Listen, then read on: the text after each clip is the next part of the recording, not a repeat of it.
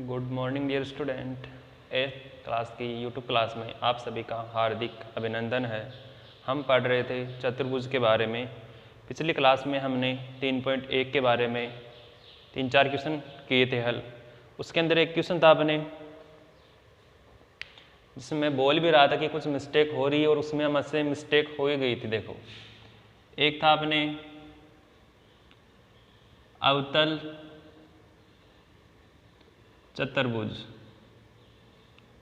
मैंने सिद्ध करके बताया था कि जो उत्तल चतुर्भुज होता है उसके अंतः कोणों का योग 360 होता है। तो उस क्वेश्चन में हमसे पूछ रहा था कि क्या चतुर्भुज को हम चेंज कर दें, यानी कि उत्तल की जगह हम अवतल लें, तो क्या उसके अंतः कोणों का योग 360 ही होगा या परिवर्तित हो जाएगा। तो देखो, मैं उत्तल की बात कर चुका हूं, अब मैं बात कर रहा हूं अवतल की। देखो, हमारे पास ऐसा कोई चतुर्भुज है। अब तुम्हें याद होगा कि हम अवतल चतुर्भुज किसे बोलेंगे, जिसका एक भी विकर्ण बाहर बनता हो। अब इसका विकर्ण देखो, यहाँ से यहाँ मिलाओगे तो बाहर बन जाएगा। इसको मैं नाम देता हूँ, देखो ABCD।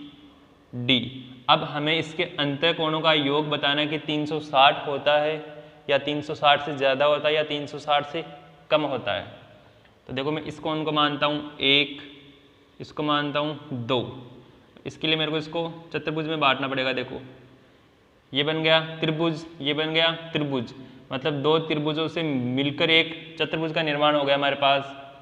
इसको 1, इसको 2, इसको 3, 4, 5, 6। तो हमारे पास दो त्रिभुज बन गए। तो देखो, हम फर्स्ट की बात करते हैं। जैसे त्रिभुज ABC में, त्रिभुज ABC में देखो, कोण 1 प्लस कोण 2 प्लस कोण 3 बराबर क्या आ जाएगा 180।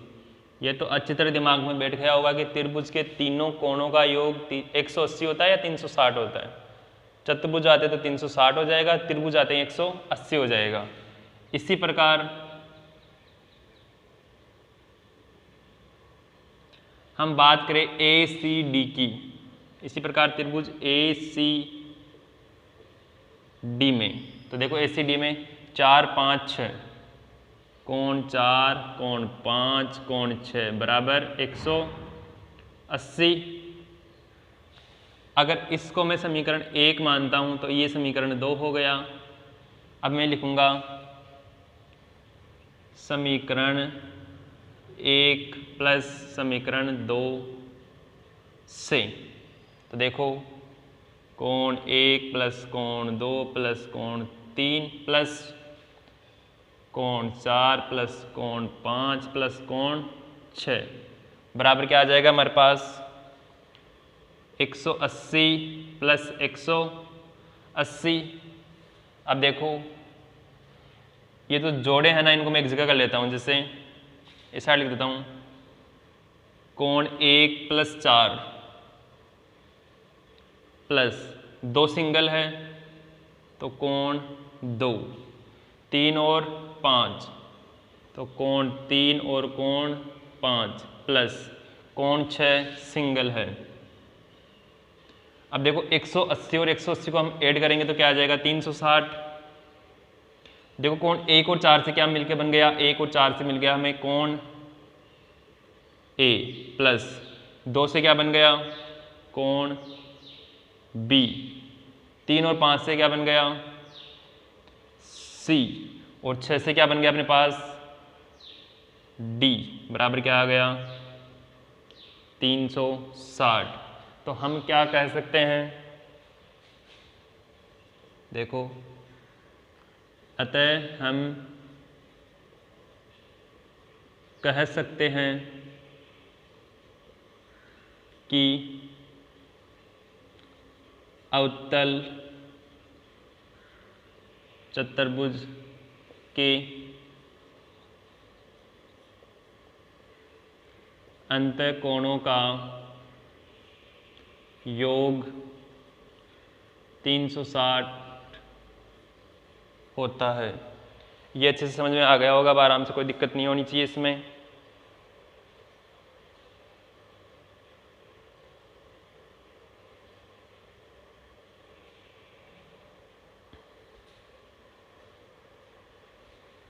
आगे देखो, इसको मिटा रहा हूं मैं।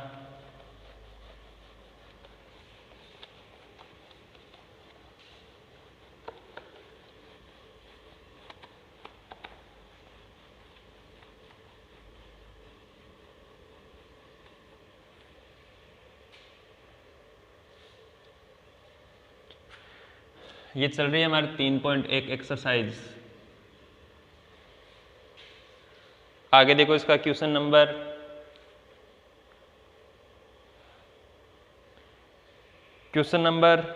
4 तक हमने पिछली क्लास में कर लिया था। आज हम बात करने जा रहे हैं क्वेश्चन नंबर 5 की। देखो क्वेश्चन नंबर 5, क्वेश्चन नंबर 5 है सम बहुभुज। हमें पहले तो ये बताना है कि सम बहुभुज क्या होता है। तो देखो, 2 से तो मिलकर बहुभुज ही नहीं बनेगा। 3 या 3 से अधिक भुजाओं से मिलकर बनी बंद आकृति जिसकी सभी भुजाएं क्या हो, समान हो, उसे बोलेंगे हम सम बहुभुज। मैं लिख देता हूं, देखो 3 या 3 से अधिक भुजाओं से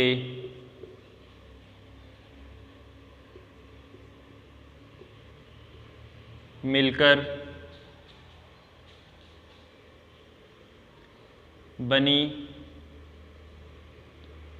आकृति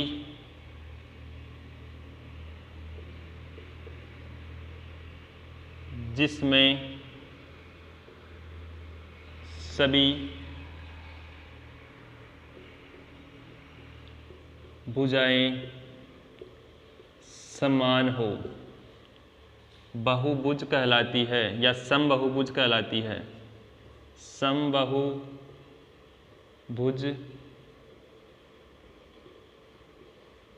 कहलाती है।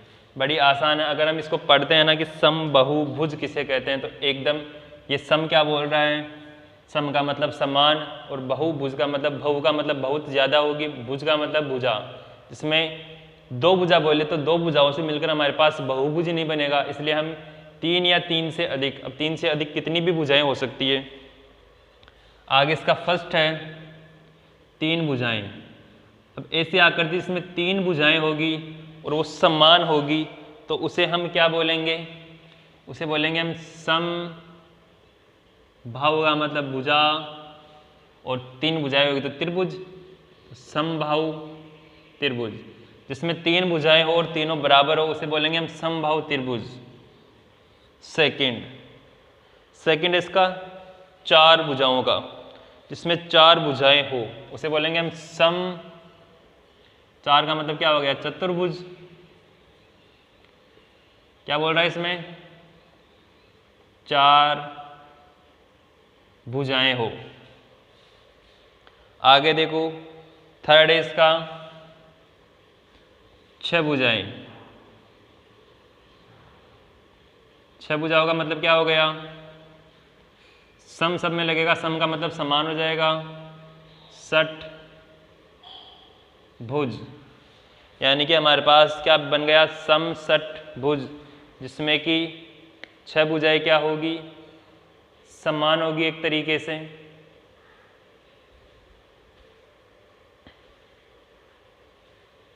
आगे देखो,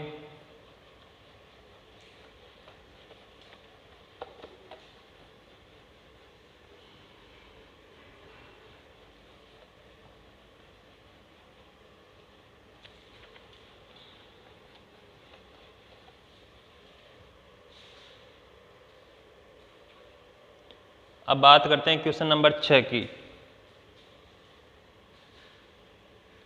अब देखो, समझते हो चलना क्वेश्चनों को, बड़े आसान आसान क्वेश्चन है। 6 के अंदर फर्स्ट क्वेश्चन है अपने पास, इस प्रकार से एक चतुर्भुज बना हुआ है हमारे पास।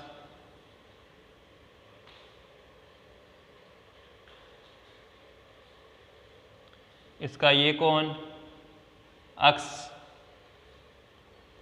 ऊपर वाला 50, इस साइड 130 है, 130 डिग्री, इस साइड 120 डिग्री है।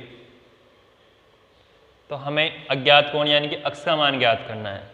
अब अभी हमने सीखा था, उत्तल चतुर्भुज में सीख लिया हमने और अवतल चतुर्भुज में सीख लिया कि अंतःकोणों का योग 360 होता है। और सामान्य तौर पर हम ऐसे भी ध्यान रख सकते हैं कि चतुर्भुज में चारों कोणों का योग 360 होगा। ये कैसे होगा वो भी बता देता हूँ। देखो चतुर्भुज में देखो 4 भुजाएं होगी। भुजाएं कितनी होगी हमारे पास? 4। हमने पढ़ा था n-2 इंटू 180। ये था हमारे पास अंतःकोणों का योग ज्ञात करने का सूत्र। तो n का मान क्या हो गया? देखो 4 - 2 इंटू 180। 4 में से 2 गए तो 2 इंटू 180। 18 दूना 36 यानी कि 360। तो ऐसे भी याद कर सकते हो। बाकी सामान्य तौर पर हम ध्यान रख सकते हैं कि चतुर्भुज के चारों कोणों का योग 360 डिग्री होता है। तो अगर चतुर्भुज के चारों कोणों का योग 360 होता है तो ये चतुर्भुज ही बना हुआ हमारे पास, इसके चारों कोणों का योग क्या होगा? 360। तो देखो मैं सीधा लिख देता हूँ फिर 50 प्लस 130 प्लस 120 प्लस कोण x बराबर 360। अब इन तीनों को जोड़ना है हमें। तो देखो 50 और 130 कितने हो गए? 180। 180 और 120 200 और 300 हो गए। 300 प्लस कोण x बराबर 360। तो कोण x बराबर क्या आ जाएगा अपने पास? 360 माइनस 300। तो x बराबर क्या आ गया? 60 डिग्री। यानी कि हमें अज्ञात कोण का मान बताना था। अज्ञात कोण का मान कितना हो गया? 360 डिग्री। ये हो गया इसका A। आगे देखते हैं इसका B।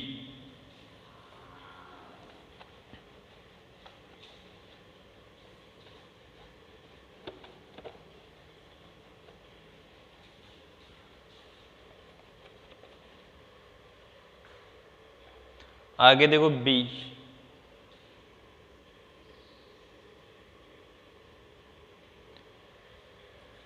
बी में इस प्रकार का डायग्राम बना हुआ अपने पास।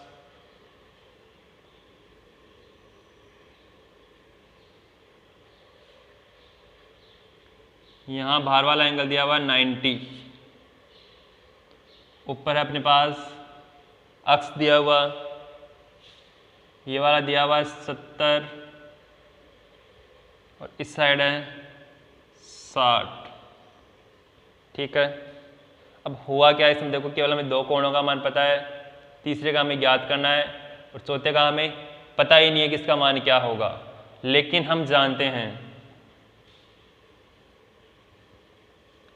एक रेखा पर बनने वाले कोणों का योग 180 डिग्री होता है। ये तुम्हारे लिए नई चीज़ हो सकती है, इसको ध्यान में रखना कि एक रेखा पर बनने वाले कोणों का योग 180 डिग्री होता है।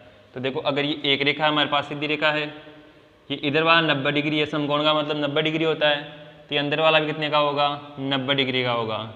ये हमें एक तरीके से हिंट दिया हुआ, संकेत दिया हुआ है कि बाहर वाले कोण से अंदर वाले कोण को पहचान सके। अब हमारे पास देखो 3 कोण दिए हुए हैं और चौथे कोण का मान ज्ञात करना है।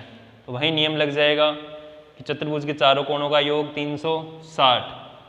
तो देखो कोण x प्लस 70 प्लस 60 प्लस 90 बराबर 360। तो कोण x प्लस 90 और 60 कितने हो जाएंगे? 150, यानी कि 150। 150 और 70 कितने हो जाएंगे? 210। 150 और 70 220 हो जाएंगे, बराबर 360। 60, तो कोण अक्स बराबर 360 माइनस 220, 80 तो इसके बच गए, 60 ये हो गए, अक्स बराबर क्या आ गया 140 डिग्री। तो कोण अक्स का मान क्या हो गया हमारे पास 140 डिग्री। ये हो गया इसका सेकंड हो गया, मतलब बी था ये क्वेश्चन नंबर 6 का।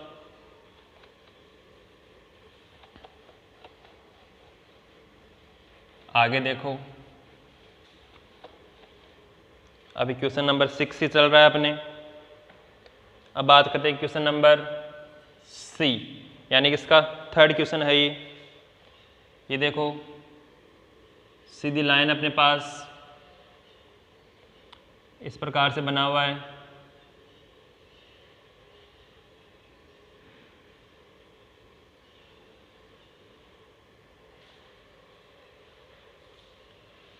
ऊपर वाले एंगल का मान दिया हुआ है हमें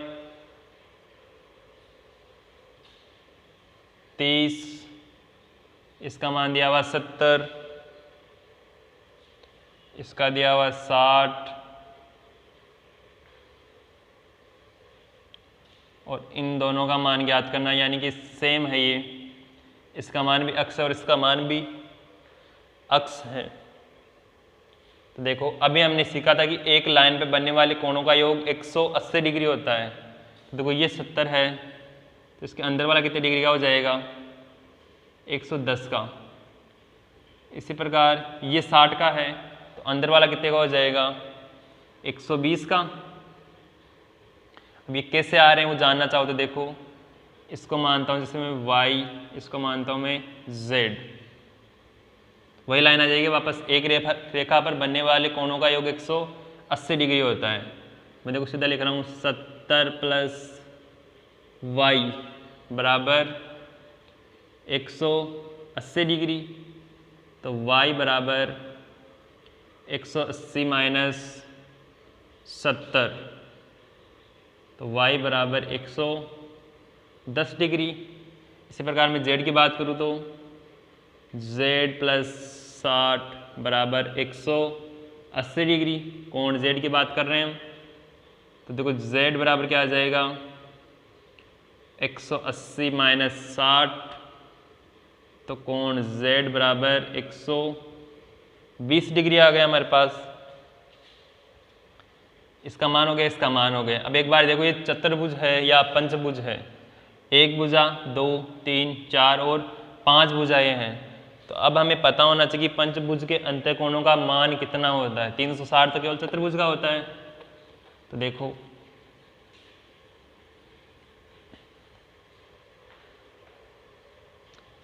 n का मतलब क्या हो गया, भुजाओं की संख्या कितनी है अपने पास 5।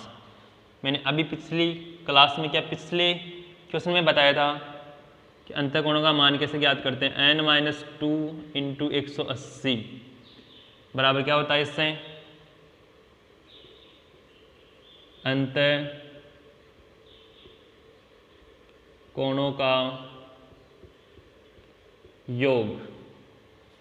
n का मान क्या अपने पास 5 माइनस 2 इंटू 180, 5 में से 2 गए तो 3 इंटू 180। अब देखो 54 यानी कि 540 डिग्री हो जाएगा, योग हो जाएगा एक तरीके से किसका, पंचभुज का। पंचभुज।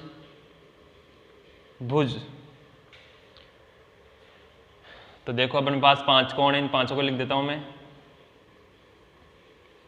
30 प्लस 120 प्लस 110 प्लस अक्स और अक्स, कोण अक्स प्लस कोण अक्स बराबर 540। तो देखो 120 और 30 कितने होंगे 150, 150 और 110 कितने हो गए 260। तो 260 प्लस अक्स और अक्स क्या हो गया 2 अक्स बराबर 540। 40, तो 2 अक्स बराबर 540 माइनस 260, 2 अक्स बराबर 0 में से 0 गया तो 0, 4 में से 6 जाते नहीं है, 14 में से 6 गए तो 8, 4 में से 2 गए तो 2, यानी कि 280। तो अक्स बराबर क्या आ गया 280 बटा 2, यानी कि अक्स बराबर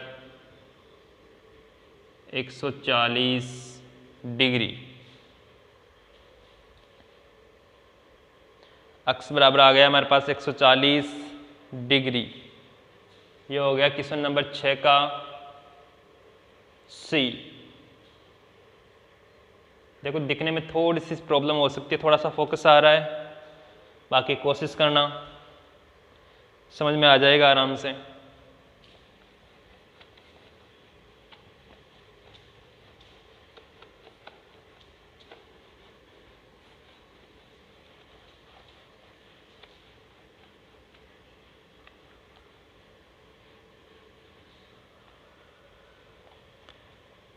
आगे बात करते हैं इसके डी की।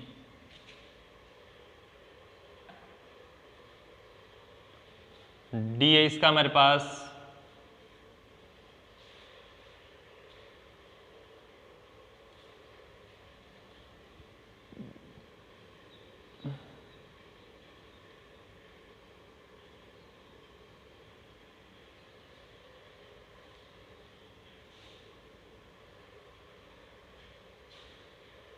इस प्रकार से नहीं बना हुआ, देखो ये बना हुआ इस प्रकार से।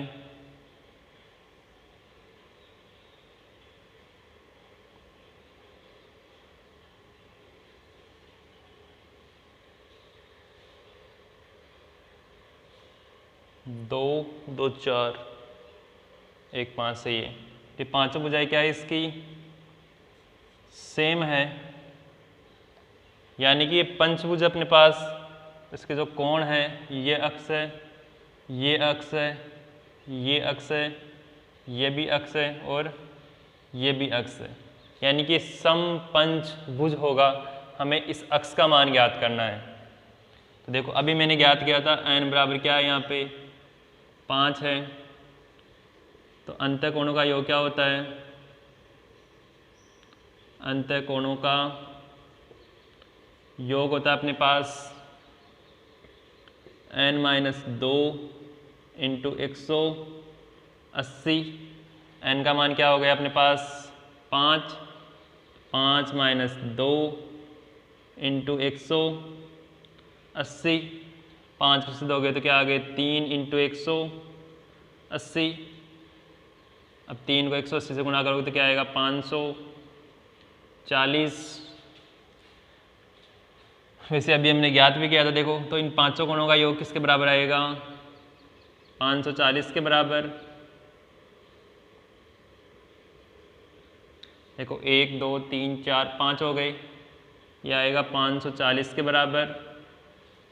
तो कोण अक्स बराबर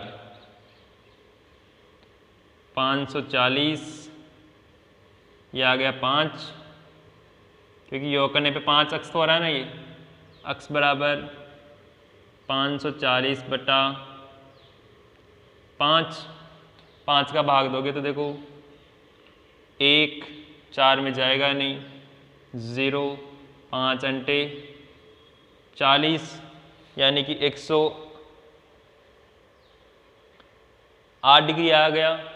जो अपने समपंचभुज बना हुआ है उसके अंतःकोणों का योग कितना आ गया अपने पास 108 डिग्री हो गया।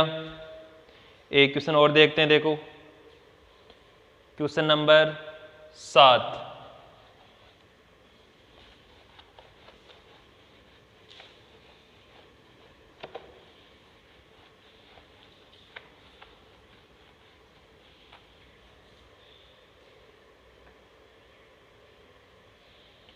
क्वेश्चन नंबर 7 देखो अपने पास ए है इसका और ए में बात कर रहा है ये x plus Y plus Z, इनका योग ज्ञात करना है एक तरीके से। हमारे पास देखो एक चतुर्भुज बना हुआ है, इस चतुर्भुज का त्रिभुज बना हुआ है, इस प्रकार से बना हुआ है।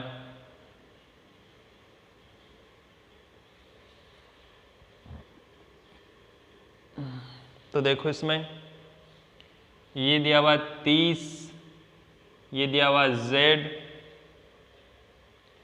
यहाँ दिया हुआ है 90 डिग्री, ये दिया हुआ है x और ये दिया हुआ है y। तो सबसे पहले हमें x, y, z इन तीनों का अलग अलग मान पता होना चाहिए।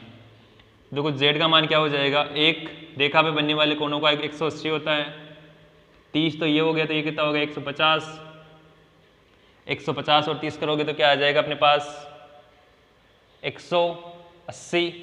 इसी प्रकार ये 90 हो रहा है तो उधर वाला क्या हो जाएगा, x का मान 90 हो जाएगा। और हम जानते हैं कि एक त्रिभुज के अंतः कोणों का योग 180 होता है। तो देखो 90 प्लस 30 प्लस y बराबर 180। तो y प्लस 90 और 30 कितने हो गए 120 बराबर 180।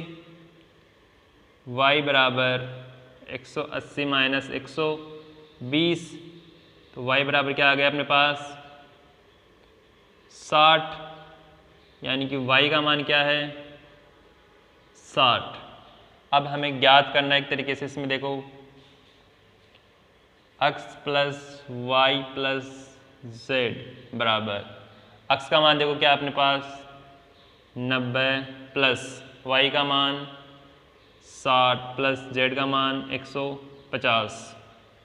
देखो 150 और 60 कितने हो गए 210 और 90 300।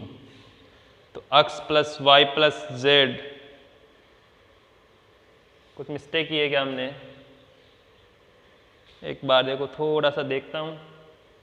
30 150 90 वाला आ गया, अच्छा y ये बाहर वाला है, थोड़ी सी मिस्टेक हुई है। देखो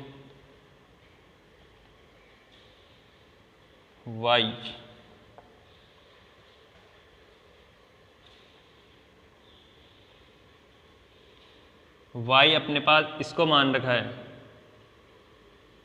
ठीक है। तो x y z इसको मैं p मान लेता हूँ जैसे, तो यहाँ भी क्या आ जाएगा फिर p,